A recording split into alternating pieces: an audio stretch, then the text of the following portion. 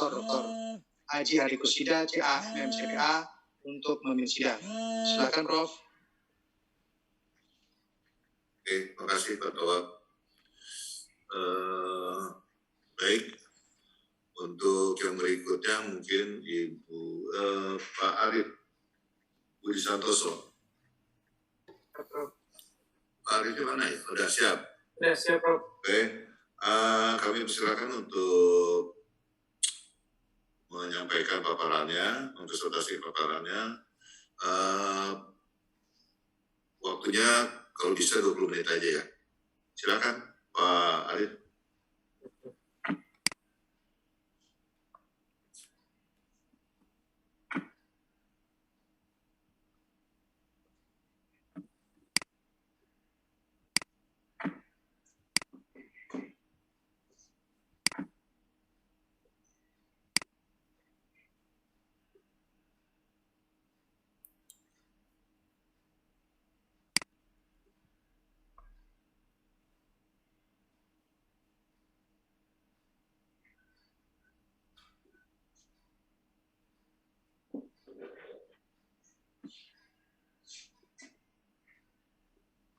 Sudah terlihat ya, Prof? Sudah, silakan. Silakan. Assalamualaikum warahmatullahi wabarakatuh. Waalaikumsalam warahmatullahi wabarakatuh.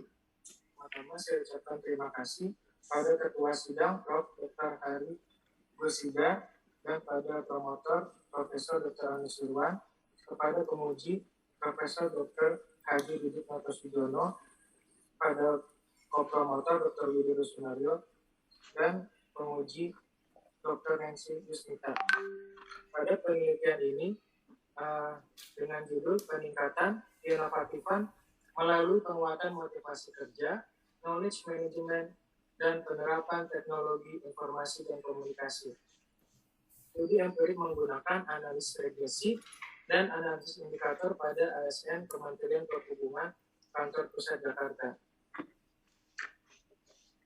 Berdasarkan Global Innovation Index, Indonesia memiliki skor 29,8 atau peringkat ke-85 dari 129 negara di dunia.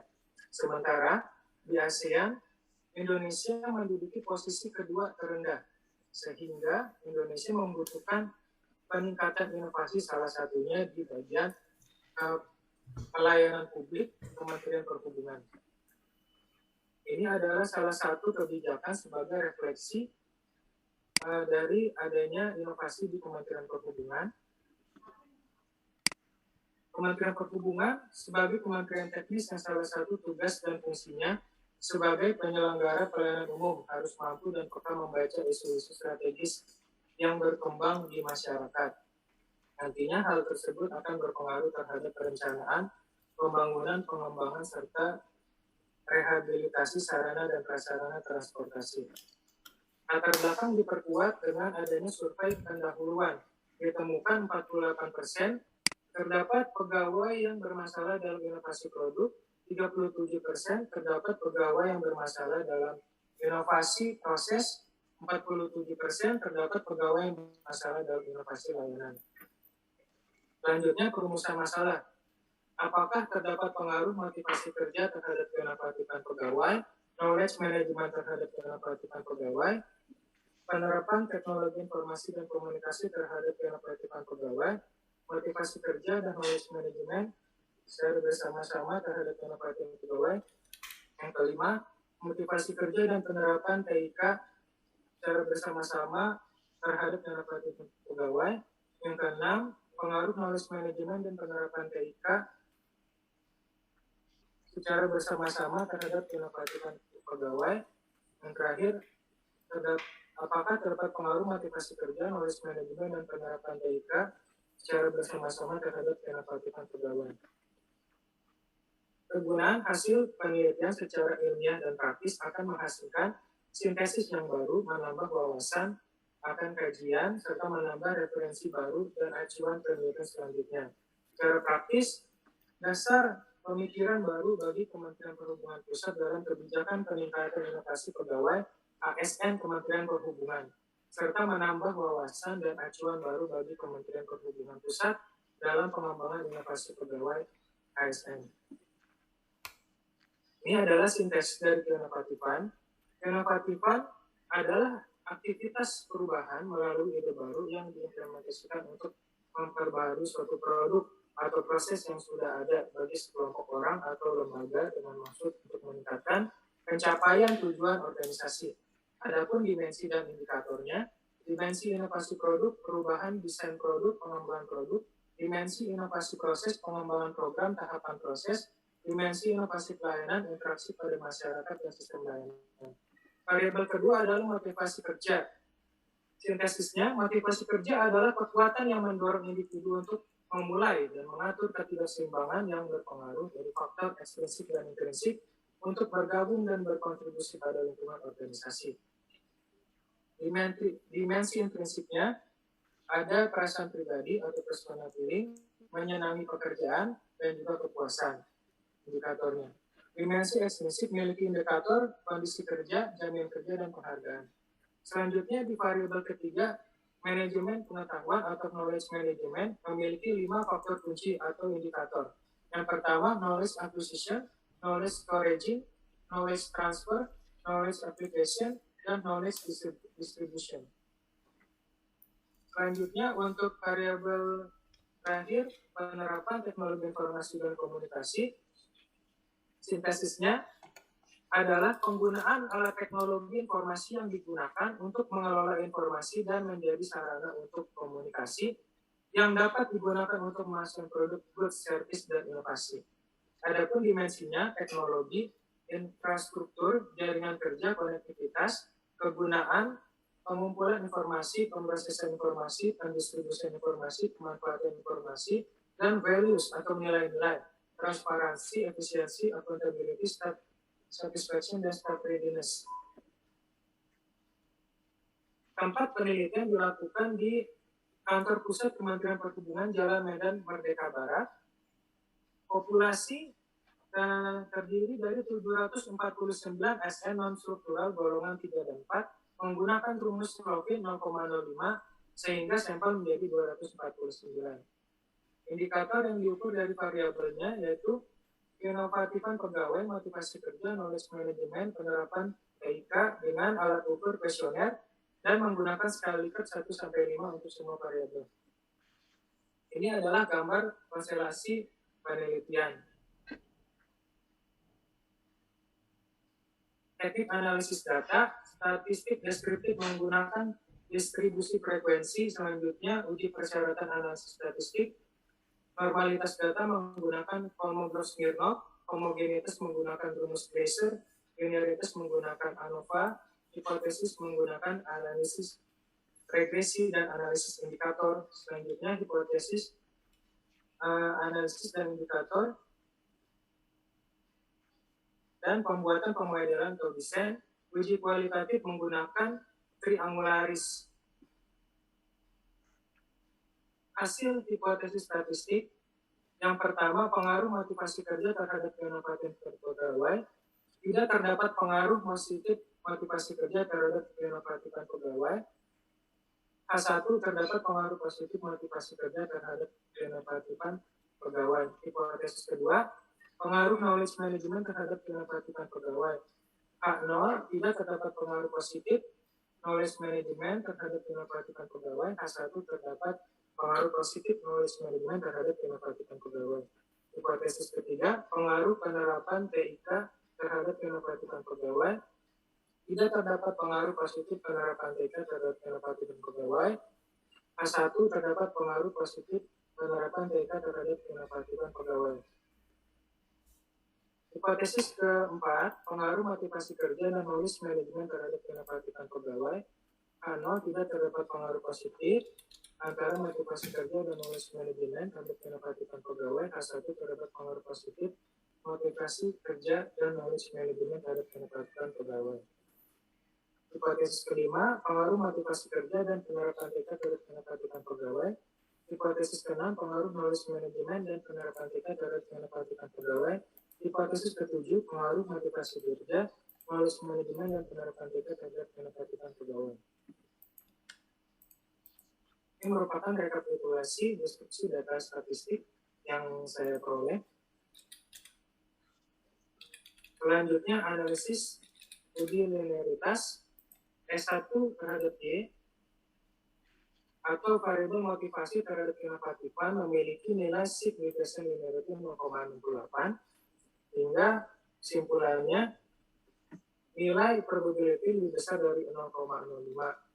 Berarti kesamaan regresi antara Y dan S1 berpola linear. Selanjutnya Y terhadap S2 nilai signification linearity-nya 0,307 sehingga probability lebih besar dari 0,05 berarti kesamaan regresi antara Y dan S2 berpola linear.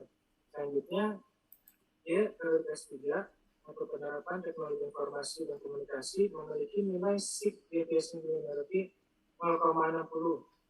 Kesimpulannya, nilai probability lebih besar dari 0,05 berarti berpola linear.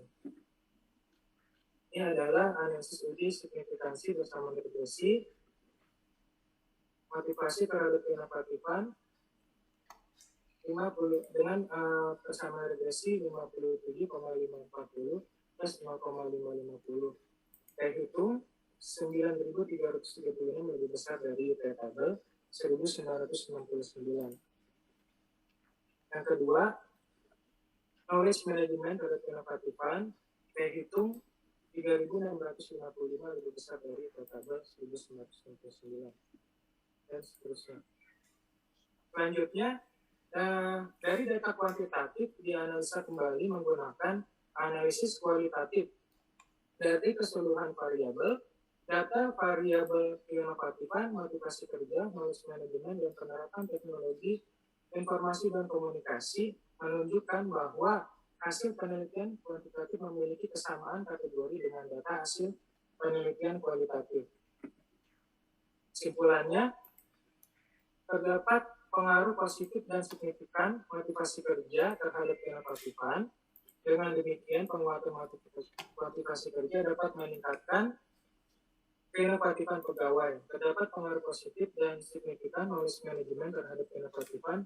Dengan demikian, penguatan knowledge management dapat meningkatkan keinovatifan pegawai. Juga, terdapat pengaruh positif dan signifikan penerapan teknologi informasi dan komunikasi terhadap keinovatifan pegawai. Dengan demikian, penguatan penerapan TIK dapat meningkatkan keinovatifan pegawai. Yang keempat, terdapat pengaruh positif dan signifikan motivasi kerja dan knowledge management secara bersama-sama terhadap keinovatifan pegawai. Dengan demikian, motivasi kerja dan knowledge management secara bersama-sama dapat meningkatkan keinovatifan pegawai. Yang kelima, terdapat pengaruh positif dan signifikan motivasi kerja dan penerapan teknologi informasi dan komunikasi secara bersama-sama terhadap keinovatifan pegawai, sehingga dapat disimpulkan penguatan motivasi kerja dan penerapan teknologi informasi secara bersama-sama dapat meningkatkan keinovatifan pegawai. Yang keenam, terdapat pengaruh positif dan signifikan knowledge management dan penerapan TIK secara bersama-sama terhadap keinovatifan. Dengan demikian, penguatan knowledge management dan penerapan TIK dan komunikasi secara bersama-sama dapat meningkatkan keinovatifan.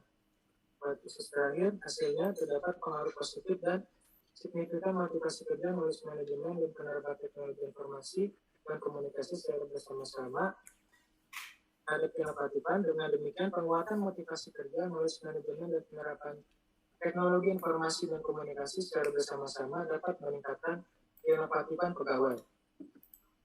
Saran. Dalam penelitian ini, teman-teman yang didapat harus ditingkatkan agar keinovatifan pegawai meningkat secara maksimal. Saran penelitian bagi indikator sudah baik. Bagi indikator sudah baik dapat dipertahankan dan bagi indikator yang kurang harus dilakukan perbaikan. Adapun indikator yang prioritas untuk segera diperbaiki adalah perubahan desain produk, pengembangan program, tahapan proses, interaksi pada masyarakat, sistem pelayanan, interesting work, satisfaction, personal feeling, job security, working condition, and rewards. Dan indikator yang perlu dipertahankan, knowledge acquisition, knowledge transfer, knowledge application, knowledge distribution, knowledge scoring, teknologi, kegunaan, dan nilai-nilai. Selanjutnya, rencana aksi program peningkatan keinovatifan akan diadakannya workshop dan seminar yang bertujuan untuk memberikan bekal wawasan dan keterampilan kepada pegawai Kementerian Perhubungan agar lebih inovatif. Nama kegiatannya workshop dan seminar penguatan motivasi kerja, knowledge management dan penerapan teknologi informasi dan komunikasi dalam upaya peningkatan keinovatifan.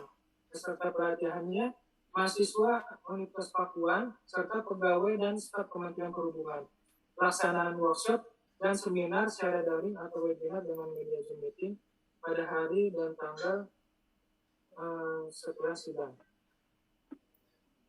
Selanjutnya, rencana aksi program peningkatan keinovatifan. Yang pertama akan dibahas dengan fokus masalah keinovatifan dengan program workshop pegawai inovatif. Materi kegiatan konsep dasar dan penerapan keinovatifan akan dibawakan oleh narasumber Profesor Dr. Anus Irwan. Dan selanjutnya untuk masalah kedua, pengembangan diri melalui motivasi kerja dan knowledge management dengan program workshop motivasi kerja dan knowledge management. Materi kegiatannya menumbuhkan semangat diri dalam bekerja dan mempelajari hal baru untuk kemajuan. Akan diisi oleh narasumber Bapak Dr. Widodo Sunaryo. Ini adalah rencana aksi program peningkatan keinovatifan, jadwal kegiatan workshop dan seminar. Kurang lebihnya, mohon maaf, terima kasih banyak atas waktu dan perhatiannya. Mohon bimbingan dan saran selanjutnya. Assalamualaikum warahmatullahi wabarakatuh. Waalaikumsalam warahmatullahi wabarakatuh. Terima kasih Pak Arif atas paparannya. Kami persilakan untuk penguji pertama, Prof. Didik, untuk mengajukan pertanyaan atau kalau ada klarifikasi. Silakan, Prof. Terima kasih, Bapak Ketua Sidang. Jadi, Prof. Hari Kesidang, Pak Arif Budi Santoso. Ya, itu Bapak itu kayaknya tergesa-gesa Pak ya memajunya ya. Karena banyak tulisan-tulisan yang saya lihat tidak ada ya, atau tidak rapi sama sekali. Mungkin abstraknya di mana Pak ya? Abstraksinya. Belum saya cantumin di presentasi, Prof. Ya, itu kalau bisa dilengkapi abstraksi, itu kita bisa menilai dari situ ada, kita bisa paham ya, abstraksi tidak ada. Kemudian penyusun daftar isi, tadi saya diperbaiki ya Pak, itu kelihatannya daftar isinya itu ada antara spasinya itu nggak sama ya, sehingga terkesan acak-acakan ya. Kemudian juga tabel, kalau bisa di tabel 1-1 itu dirapiin, untuk halaman 5 dan 6 ya, kelihatannya itu ada yang apa itu kurang bagus lah, hasilnya itu banyak yang terkesan ya itu kurang siap kalau saya Pak Arif itu ya untuk maju ya. Kemudian saya lihat ini Pak yang terkait dengan tulisan ada yang nggak lengkap gitu loh, misalnya nggak lengkap ya. Misalnya saya itu ada beberapa hal saya amati seperti di halaman 4 itu kalau tulis di alinea kedua itu bahwa kebijakan sampai bertumpuk gitu. Jadi kalau bisa diperhatiin dulu sebelum maju ya. Itu yang berapa hal ya saya lihat. Pak, itu Bapak kan mengadakan satu penelitian atau disertasi Bapak itu yang Bapak buat itu adalah golongan 3 dan 4. Itu di state of the art-nya di latar belakang diberikan nggak Pak? Belum, Prof. Belum. Nah, kalau bisa itu disampaikan Pak di situ. Jadi apa sih supaya menjadi alasannya jelas. Ternyata golongan, kalau Bapak melihat menurut analisis Bapak, kenapa harus golongan 3 dan 4 Pak? Karena kalau echelon 1-2 itu susah dianalisisnya, jarang di tempat, Prof. Yang mana? Yang karena tempat? Iya, karena echelon 1 dan 2, jadi saya menilainya echelon 3 dan 4. Dan yang strukturalnya, dan juga kuesionernya diajukan ke pimpinan yang menilai pegawainya, Prof. Ya, maksudnya gini Pak Arif. Pak Arif itu kan membuat satu penelitian. Ya. Tapi bukan berarti echelon 1-2 yang jarang di tempat, bukan gitu. Karena kaitannya dengan tema Pak Arif, gitu loh. Ya, betul. Kenapa memang yang inovasi itu banyak terjadi di tempatnya eselon 3 dan 4, Pak. Iya. Betul. Betul. Apakah bisa ngangkat kalau menurut Bapak itu? Ini harus dimasuk di situ. Apa bisa berpengaruh gitu, misalkan kayak Novatifan, misalkan dia ada terjadi di eselon di golongan 3 dan 4. Padahal keputusannya ada di 2 dan 1, Pak. Gitu loh, Pak. Maksud saya gitu loh. Betul. Gimana itu? Untuk penentu kebijakan memang ada di eselon 1 dan 2. Ya. Tapi untuk Tapi kenapa? Untuk pelaksanaan secara inovasi membutuhkan keseluruhan unit, Prof. Salah satunya. Ya. Saya begini Pak Arif. Saya misalnya orang golongan 3, golongan 3 ke 4 lah, saya golongan 4, 3, 4. Saya punya inovasi ya di dalam suatu sistem. Apakah itu Bapak yakin dengan inovasian di yang saya fasilitasi ke 1, ke 2, ke 3 itu adalah akan diterima. Padahal kita yakin kalau namanya birokrasi ya, saya hampir 32 tahun di birokrasi di pemerintah ya, itu jangan diperhatikan Pak gitu loh. Jadi gimana Pak Arif? Iya. Jadi kalau saya mengusulkan itu jangan, saya ada inovasi ini gitu. Itu jarang diterima gitu loh. Karena dia dari eselon 1 dan eselon 2 itu punya agenda gitu loh. Tapi sayang sebetulnya kalau ada inovasi itu, misalkan contohnya gitu, Bapak kan banyak kepala pabrik kan Pak ya? Pak Arif ya, perhubungan itu kepala pabrik. Baik itu di bandara, di darat, dan udara, di laut, itu kan banyak sesuatu yang kaitannya dengan pelayanan pabrik. Kan kalau menurut saya itu, Bapak harus buat suatu latar belakang yang bagus Pak ya, sehingga eselon 1, eselon 3, dan 4 itu menjadi menarik untuk bisa mengusulkan suatu dengan baik. Karena saya nggak tahu sistem birokrasi apakah ada suatu, kan ada inovasi itu bisa muncul dari top down dan bottom up kan Pak ya. Nah, itu harus diterangkan di situ di latar belakangnya itu supaya kita bisa nyambung gitu loh. Kalau Pak yakin bahwa eselon 3 dan 4 itu bisa, itu menarik. Tapi kalau misalkan di dalam satu latar belakang Bapak mengatakan bahwa karena di eselon 1, eselon 2 itu tidak bisa ditemui, itu memang risiko Pak harus menemui ya, kenal siapa Pak Arif, siapa yang kenal di situ Pak, saya ngambil S3 di sini Pak, sehingga saya ini ingin mengetahui sebetulnya inovasi Pak ini gimana Pak sistem gitu loh, kan harus gitu loh. Dan sekarang ketok palunya itu kalau itu kan menteri ketok palunya itu ya, ketok palu bahasa inovasi di bidang ini gitu loh, itu kan melalui eselon 2 dan 3 gitu loh, kalau itu yang birokrasi gitu. Nah itu seharusnya dasar harus apa punya dasar kuat. Kalau eselon 3 itu dan eselon 4 jadi sampel, maka dia harus punya suatu dasar kuat gitu loh. Nah itu nggak muncul di latar belakang Pak Arif gitu loh Pak Arif. Karena Pak Arif yang di latar belakang ngupas yang lain gitu loh. Ngupas yang lain, padahal seharusnya Pak Arif itu memberikan state of the art di dalam suatu inovasian itu di latar belakangnya, sehingga layak suatu penelitian ini bisa dikembangkan dengan baik. Itu yang harus diberikan Pak. Ini nggak muncul di tempat Bapak itu yang kelihatannya di latar belakang ya. Jadi kalau bisa itu misalkan dalam terkait dengan tabel ya, saya juga tabelnya itu di halaman 16 ya Pak, itu harus diberikan kayak sebuah narasi lah Pak yang bagus juga itu yang saya tabel saya pernah baca itu ya. Bentar Pak saya ceknya, bukan 16 itu ya, di halaman keterangan di ini Pak, di halaman 4 itu sudah latar belakang itu loh, itu harus diuraikan dengan jelas Pak, untuk kenapa tabel itu muncul kayak gitu loh Pak, itu ya harus jelas. Kemudian kalau bisa Pak itu jadi mungkin Pak Arif harus memberikan suatu background ya, atau satu istilahnya penguatan kenapa eselon 3 dan 4 itu mendominasi untuk keinovasian, karena judulnya keinovasian Pak di sini ya kan Pak Arif. Kemudian yang saya lihat Pak, kebaruan itu saya lihat itu banyak sekali Pak ya. Coba Bapak lihat kebaruan. Kebaruan itu apa sih, Pak? Sintesis, Prof. Kebaruan itu apa? Saya tanya. Kebaruan adalah sesuatu yang dihasilkan.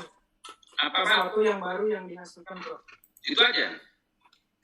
Bisa Sesuatu yang berupa baru dihasilkan. sintesis, ya, dapat berupa sintesis dan dapat digunakan untuk Enggak, saya mau tanya, kebaruan itu novelty itu apa? Arif, ya, Prof. apa kebaruan itu, Pak?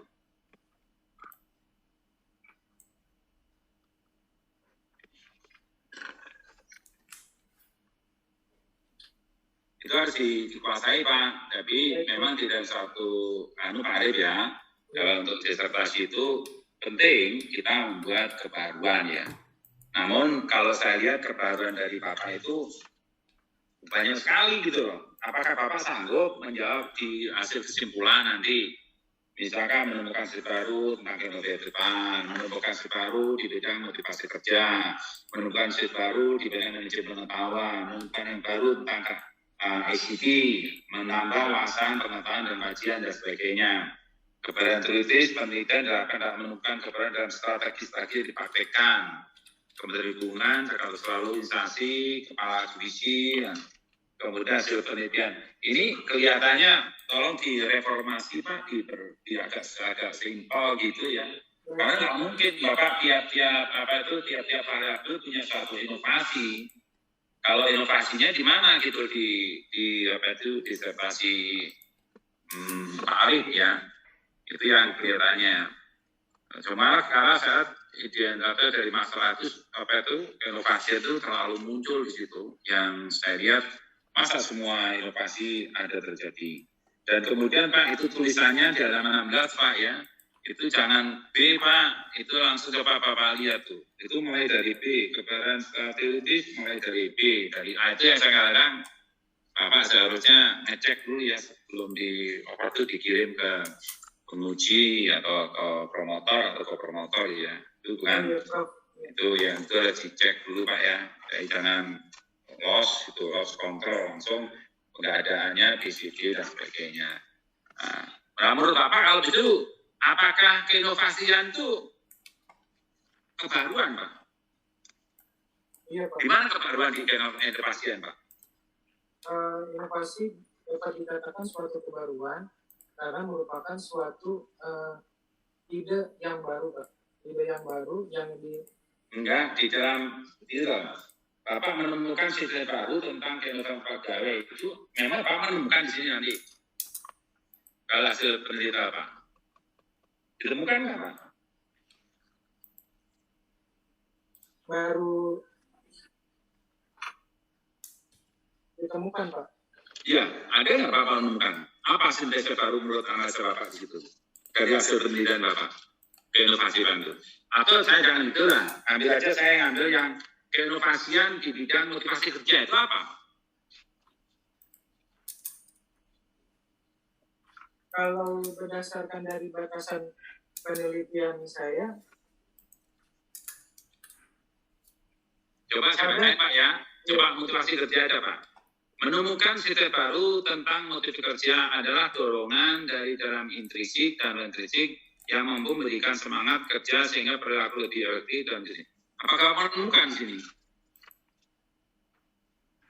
Menemukan Pak hasilnya. Ya, gimana temuannya? Apa yang baru beda apa? Dari hasil Contoh yang baru, teori baru Pak. Bapak menemukan banyak, artinya Bapak menemukan teori yang baru gitu loh Pak. Ya. Baik. Ya. Ditemukan nggak? Saya menemukan hasil sintesisnya dari beberapa teori Pak. Ya. Ya. Itu baru menurut Bapak? Iya, baru Pak. Nah, tapi di dalam satu Bapak mengatakan di definisi ini, semua yang Bapak temukan definisi semua ini yang di sini tuh. Jadi inovasian. Kalau bisa singkat aja Pak ya, jadi menemukan sintesis baru di bidang bla-bla kayak gitu, supaya agak clear gitu ya Pak ya. Baik, Jadi mungkin, jadi lebih tipe, kemudian juga kalau bisa itu mungkin strategi, ya itu strategi baru boleh Pak ya, strategi baru melalui apa, bla-bla boleh. Cukup simpel aja Pak, jangan selalu dibuat kayak gitu. Itu yang kelihatannya kurang jelas Pak. Yang kedua, Pak, apa sih bedanya keinovatifan dengan inovasi, Pak? Inovatifan memiliki indikator yaitu inovasi, Pak. Apa? Inovasi termasuk ke dalam keinovatifan. Keinovatifan adalah aktivitasnya, Pak. Aktivitas dari inovasi tersebut. Mestinya Bapak, kalau misalkan keinovatifan, teori Bapak keinovatifan, ya keinovatifan, lihat teori Bapak banyak inovasi semua, inovasi kayak gitu. Tapi Bapak tidak menjelaskan apa keinovatifan itu sendiri, gitu loh Pak. Mungkin saran saya diperbaiki Pak ya untuk apa itu, untuk teori-teori keinovatifan. Nah, kalau itu Pak jelaskan dulu yang ini, kalau bisa itu, karena saya lihat teori-teori Bapak itu inovasi semua, nggak ada yang keinovatifan gitu loh. Ya Pak ya. Terus kemudian yang terkait dengan ini Pak, sebetulnya teori Bapak tentang teori relevan Pak. Teori relevan itu, coba Bapak perhatiin teori relevan itu. Ada nggak teori relevan yang hubungan dengan hubungan antara variabel itu Pak? Menurut Bapak teori relevan itu apa sih Pak? Yang memiliki persamaan dengan yang saya teliti, Prof. Yang saya persamaan dengan persamaan teliti. Coba perhatiin. Kalau Bapak melihat misalkan ya, kalau saya cek ya, itu terkait dengan misalkan untuk apa itu, Bapak ada banyak sekali. Contoh nomor 11 ya. Itu nggak ada relevansi dengan keinovatifan Pak. Kemudian kalau misalkan terkait dengan teori-teori yang nomor 2, kemudian saya lihat Pak ya, kalau bisa jangan Pak, kalau bisa nggak ada relevansi dengan kilometer seperti nomor 14, nomor 15, nomor 16, dan itu juga, itu kalau bisa nggak ada relevansi dengan relevan dan variabel lain, sebaiknya Pak, suatu teori relevan itu, coba Bapak browsing ya, itu diambil yang relevan, misalkan ada inovatif, ada knowledge, ya Pak, ada ICT, ya, kemudian ada motivasi, gitu loh Pak. Jadi Pak, 3 boleh, kalau 1 nggak boleh, jangan, gitu loh. Atau nggak ada hubungan sama sekali. Itu kalau bisa yang relevan itu kayak gitu Pak. Relevan itu artinya ada nggak penelitian sebetulnya idealnya itu keempat-empatnya ada. Tapi di tempat lain hasilnya ke apa? Itu yang nggak muncul di situ Bapak.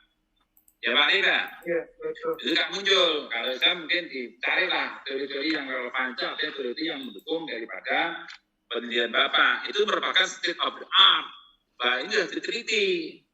Pada itu sebetulnya, hasil penelitian demikian, ternyata hasilnya demikian. Berarti kan nanti bisa dibandingkan antara penelitian Bapak dengan penelitian yang sudah ada itu kayak apa gitu loh. Oke, terus kemudian yang juga terkait dengan sampling Bapak berapa Pak ya?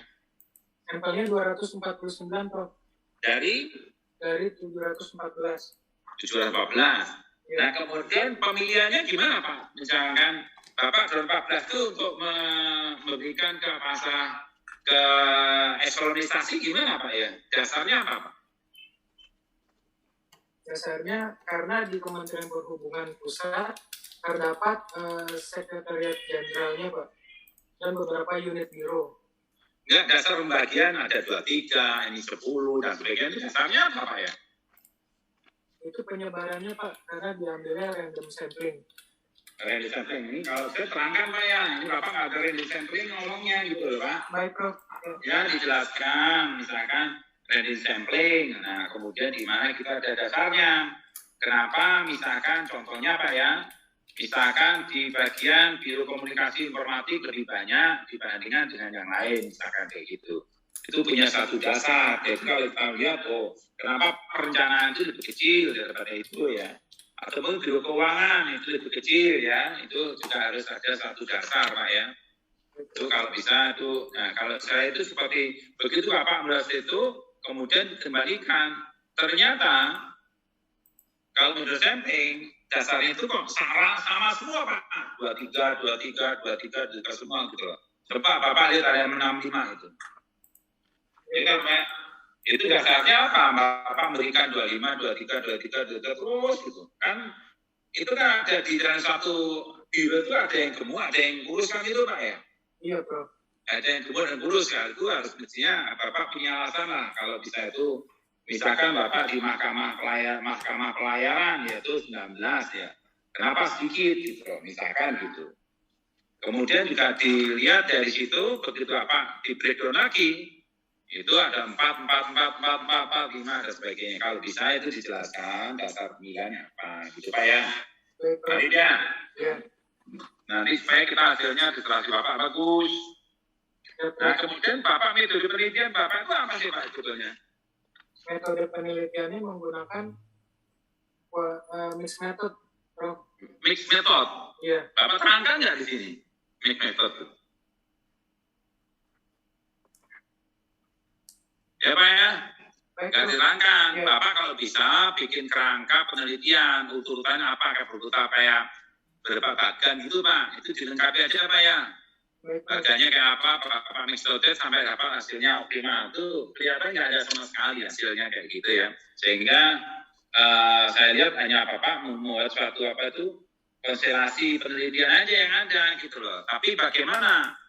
Kalau saya tanya secara rinci aja Pak, apa tahapan penelitian Bapak?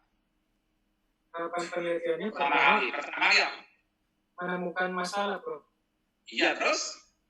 Setelah itu ketika adanya masalah, saya mencari teori yang sejalan, Prof. Ya. Dan membuat sintesis.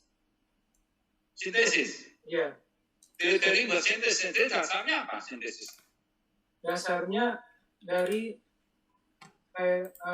latar belakang masalah, Prof.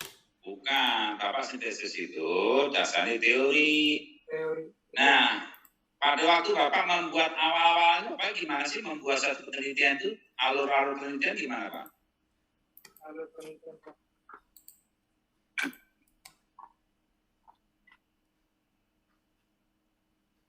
Yang pertama, menemukan masalah, menghimpun teori, membuat sintesis, dan membuat hipotesis, lalu menyiapkan instrumen penelitian, pengumpulan data kuantitatif. Selanjutnya, data tersebut diuji kembali menggunakan metode kualitatif dan juga action plan.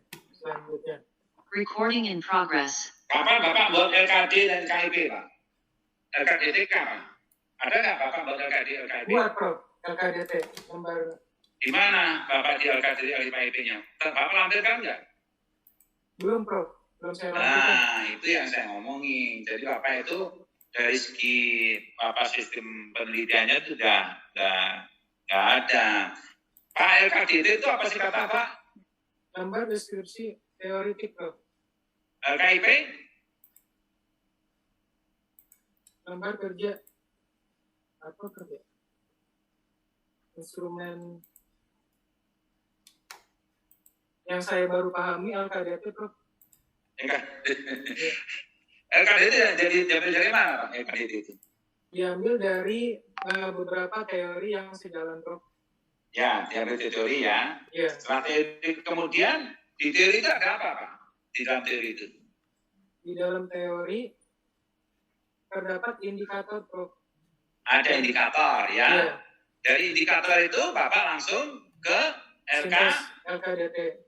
LKIP. Nah, LKIP Bapak ada pertanyaan. Sayangnya Bapak di dalam lampiran itu tidak ada apa itu LKDT, LKIP-nya. Itu karena penting Pak, itu juga dilampirkan kalau bisa itu ya. Meskipun beberapa orang nggak perlu tampilkan, tapi untuk pemahaman itu kelihatannya penting ya LKDT, LKIP itu ya. Kemudian yang berikutnya Pak, kalau bisa Pak itu dilengkapi dengan bagannya Pak ya, bagan penelitian Pak, mulai dari siapa urutannya ya, kemudian sampai Bapak punya kerangka pemikiran nggak Pak? Ada. Ada ya. Kerangka pemikiran ini biasanya setelah apa Pak? Kerangka pemikiran. Apa yang isinya di kerangka pemikiran itu Pak? Analisis tentang dugaan pengaruh antar variabel yang Kan itu biasa. Pemikiran itu apa isinya, Pak? Isinya merupakan hasil dugaan dari hasil penelitian, Prof. Ya, kalau Bapak itu lihat, coba di halaman 108, saya 139 ya, 8, itu Bapak masukin semua, Pak. Kalau nggak perlu, itu jangan dimasukin sini, gitu loh, Pak.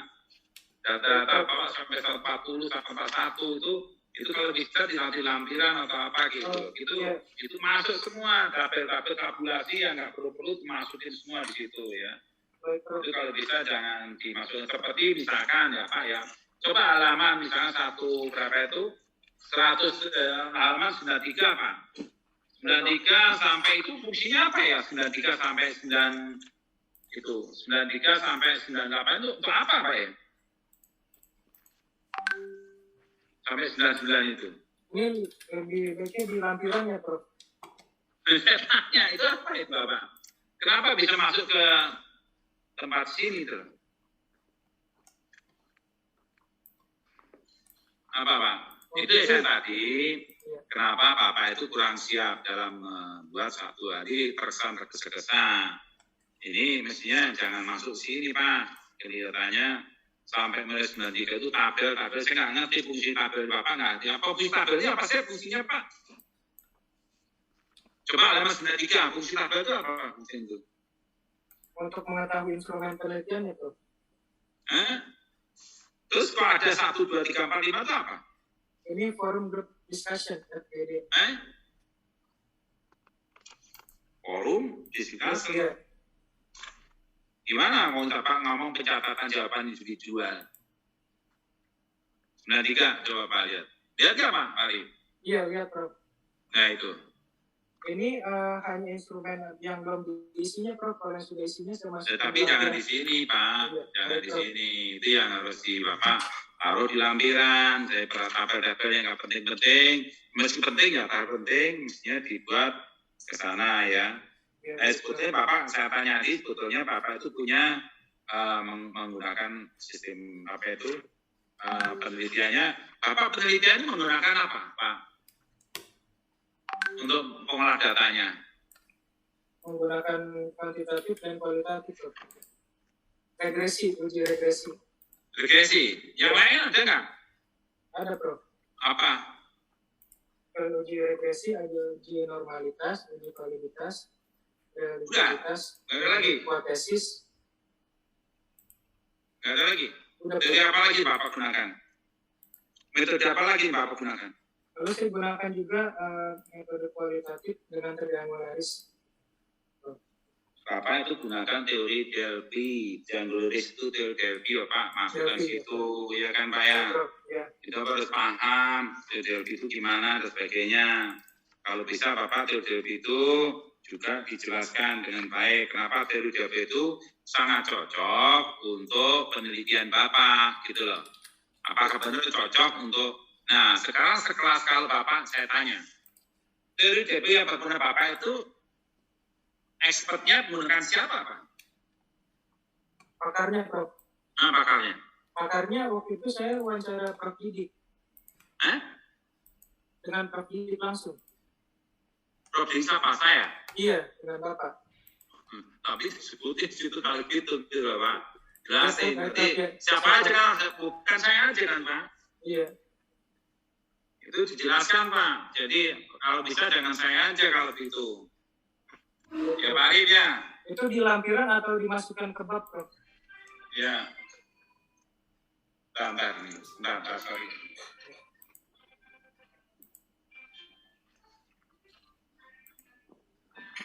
Masih uji. Itu Pak ya, kalau itu tolong itu dijelaskan Pak, teori Delphi itu. Kenapa teori Delphi itu sangat relevan dengan penelitian Bapak? Apa alasannya Pak? Alasannya karena teori Delphi dapat memperkuat hasil dari penelitian, Prof. Sehingga dapat menggali lebih dalam lagi dari hasil penelitiannya. Tadi kalau Bapak memerhatikan apa sampai Pak Widodo pasti jelas ya. Teori Delphi itu kan sebetulnya untuk apa tuh Kalau kita melihat tuh kan, kita zaman COVID kayak gini itu kan mungkin mengumpulkan orang dan sebagainya itu ya. Dengan demikian sebetulnya dengan TODP itu kita bisa memberikan suatu arah yang jelas ya. Karena lebih efisien kalau menggunakan TODP itu ya. Nah, karena nggak mungkin nggak kumpul-kumpul dan sebagainya. Itu ya. Prof, sudah saya masukkan Prof di halaman 91. Iya, di 91. Oke, ya, saya melihat ini. Nah, oke. Dari Bapak masukkan. Ya, kemudian yang berikutnya Pak. Kalau saya lihat itu pada waktu Bapak, coba saya lihat hasil Bapak analisa Bapak. Itu kan ada berapa indikator Bapak buat itu? 7. Berapa indikator sih Pak? Indikator dari setiap variabelnya Prof. Nah, jadi nyatet. Ada yang dipertahankan berapa Pak? Yang dipertahankan, bentar Prof. Ada 8 Prof. 8. Ya. Nah, kemudian ada 12 yang diperbaiki. Ya. Ya kan Pak ya? Iya Prof. Saya ada pertanyaan Pak. 3, misalkan untuk perubahan dengan produk. 3,6. Kemudian pengembangan produk 3,9. Itu apa sih Pak? Itu dari hasil kuesionernya Prof. Hasil dari kuesioner kuantitatifnya. analisa kuesioner. Iya, kuesioner. Nah, Nilai rata-ratanya Prof. Bapak menggunakan pengaruh kan Pak ya? Iya, pengaruh regresi. Nah, pengaruh itu yang paling kuat mana Pak? Pengaruh di sini yang paling kuat. Nggak ada Bapak. Jelasin Pak di situ. Buat kayak konstelasi kayak gitu loh Pak. Jelas kayak gitu misalkan. Pengaruh kuat mana gitu loh. Yang Itu harus jelaskan. Nah, dasarnya Bapak itu tidak cukup dari analisa instrumen, korelasi instrumen bukan yang kuat sekali ini. Karena Bapak nggak menggunakan analisis setoran Pak. Kalau setoran itu bisa menjadi sajuan. Nanti akan ketemu yield rate-nya. Ya kan Pak ya? Nah, Bapak harus pertama kali itu adalah pengaruh yang kuat mana dulu. Dasarnya itu, pengaruh kuat itu baru mau ditunjang oleh di semester ini. Kalau bisa Pak menggunakan setoran itu akan lebih mudah lagi untuk menjustifikasi mana yang leverage paling bagus, mana tidak gitu loh Pak. Sehingga nanti hasil action plan-nya itu jelas gitu loh. Itu yang kelihatannya harus di-clearkan. Jadi ini masukkan aja Pak di atasnya itu kalau bisa pengaruh kuatnya mana, di antara keinovatifan, kemudian juga yang lain. Pak, saya tertarik ke Bapak, teori Bapak, knowledge management itu apa sih Pak? Knowledge management Pak? Knowledge management adalah aktivitas mengembangkan ilmu pengetahuan yang fungsinya nanti akan untuk pengambilan keputusan dan juga inovasi ke depan, Pak. Caranya gimana? Apa itu dengan knowledge management? Terutama ada individu dan kelompok. Knowledge transferring, knowledge distributing, knowledge application, knowledge Itu indikatornya. Tapi gimana caranya? Caranya mulai dari mana? melalui diklat, Prof. Bisa melalui diklat atau pelatihan, Prof.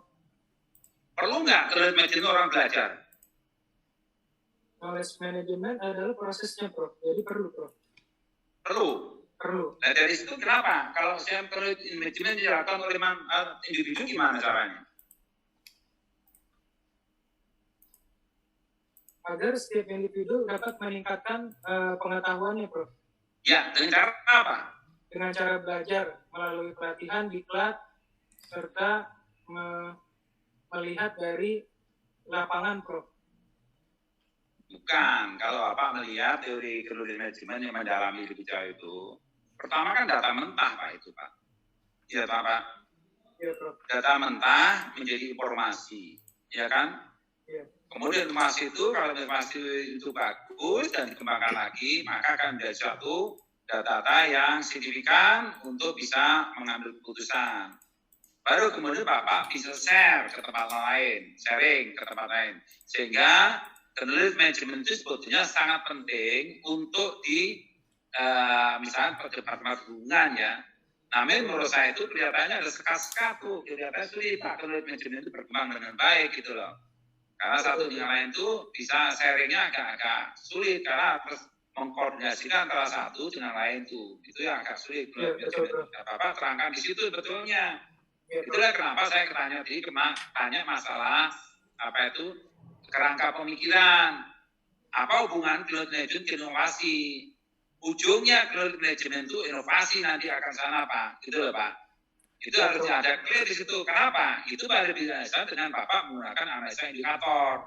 Memang kalau Bapak nggak menggunakan analisa indikator, tapi bisa itu bisa dicek, misalkan berapa sih sebetulnya kalau Bapak di analisa kuesionernya itu nggak cukup. Dengan Bapak bisa memutuskan menjadi leverage belum cukup. Maka Bapak harus tambahkan analisa dengan pengaruhnya yang kuat mana gitu loh Pak. Nah, Bapak nggak sebutkan pengaruh di sini, langsung Bapak membuat keputusan action plan-nya gitu loh. Itu terus diperbaiki Pak. Jadi pengaruh itu penting sekali. Jadi antara pengaruh keinovatifan terhadap misalkan untuk meningkatkan keinovatifan itu bagaimana peran daripada misalkan terkait dengan motivasi kerja, terkait dengan knowledge management dan terkait dengan penerapan teknologi inovasi di tempat Bapak. Itu kita hubungkan di situ loh Pak. Nanti hasilnya akan optimal di situ. Nah, karena kalau kita misalkan contohnya kalau kita Bapak punya knowledge management yang kuat, maka informasi itu menjadi penting, maka menjadi bisa ambil keputusan dan salah satunya kemudian bisa inovasi itu bisa berkembang. Nah, inilah akan mendukung masalah teknologi informasi itu Pak. Kalau orang punya ilmunya banyak, maka motivasi kerja juga akan mendukung sekali. Ini yang akan mendorong keinovatifan. Itu yang kelihatannya Bapak nggak clear di di kerangka pemikirannya itu. Kalau bisa diperdalam aja Pak. Jadi hubungan antara pemikiran antara hubungan variabel 1, 2, hubungan variabel 2, 3, dan hubungan variabel 3, 3-nya keempat-empatnya ada di situ gitu loh. Jadi saya nggak lihat ada kejelasan di situ. Itu yang kerangka pemikiran. Kenapa saya tanya kerangka pemikiran? Sehingga tadi kalau Bapak meyakinkan di dalam satu sistem misalkan di eselon 3 dan eselon 4 itu akan masuk di situ gitu loh Pak. Ya, nah, saya lihat seperti Bapak, coba lihat di action plan Bapak itu. Itu keinovatifan nggak Pak? Tapi benar nggak pengaruh keinovatifan itu sangat kuat Pak terhadap variabel lain? Dari pengaruh ada Pak yang kuat. Kenapa Bapak milih keinovatifan sama motivasi kerja dan knowledge management? Saya milih keinovatif.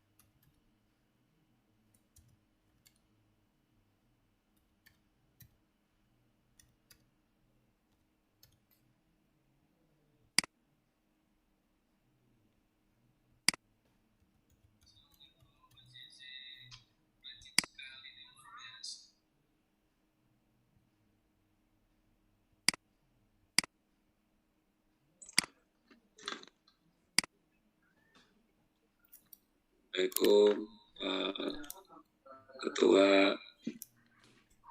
Waalaikumsalam. Ibu Indonesia. Iya, waalaikumsalam. Selamat pagi. Pagi Pak Dr. Hamzah. Assalamualaikum. Pagi Bapak Hamzah. Pagi. Selamat pagi. Assalamualaikum Bapak Ibu semuanya. Waalaikumsalam.